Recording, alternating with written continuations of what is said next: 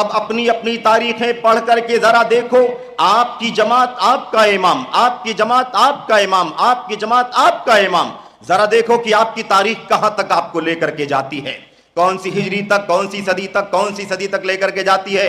ہمارے امام تو محمد الرسول اللہ صلی اللہ علیہ وسلم ہیں، جہاں سے اسلام کا آغاز ہوتا ہے، جہاں سے اسلام کی شروعات ہوتی ہے، یہیں سے ہماری تاریخ کا بھی آپ کو پتہ چل جاتا ہے۔ لوگ تانے دیتے ہیں یہ تو 100 سال کی پیداوار ہے، 200 سال کی پیداوار ہے، 150 سال پہلے ہندوستان میں ان کی کوئی قبر نہیں ملے گی، 150 سال پہلے ان کی کوئی زمین، ان کی کوئی مسجد نہیں ملے گی۔ اس طرح کے تانے ہمارے بھائی دیتے ہیں۔ اگر آپ جماعت دیوبند کی بات کریں تو ان کی جو بنیاد ہے، فاؤنڈیشن ہے، یہ 1866-67 کے بیچ کی پیداوار ہے۔ ان کا فاؤنڈیشن کب ہوا ہے؟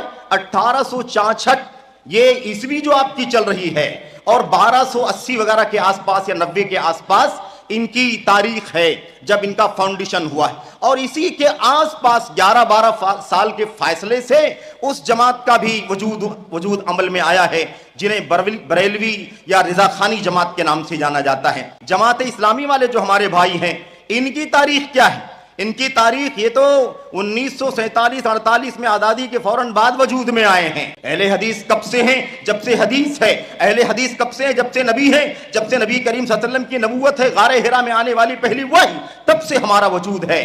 تقلید کی تاریخ آپ کے سامنے لائی جائے تو 300 سال پورے گزر گئے۔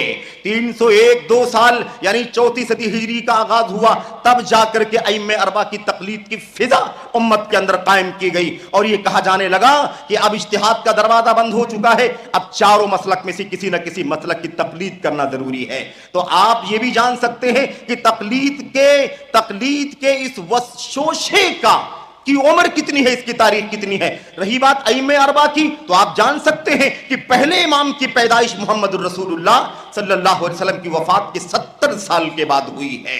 اس لیے یہ سب نئے ہیں، نئے ہم نہیں ہیں، نئے آپ ہیں، یہ فرقے ہیں، یہ ٹولیاں ہیں، یہ جماعتیں ہیں، یہ تمام چیزیں بعد کی آئی ہوئی ہیں۔ یہ بھی بعد کے ہیں۔ جب یہ بعد کے ہیں تو ان کا عقیدہ بعد کا، ان کا منہج بعد کا، ان کا راستہ بعد کا، ان کا مسلک بعد کا۔ ہم شروع سے ہیں۔ جو اللہ کا کلام، نبی کی سنت، صحابہ کرام کا منہج اور موقف ہے، وہی ہمارا بھی ہے، اور اسی کی ہم سب دعوت دیتے ہیں۔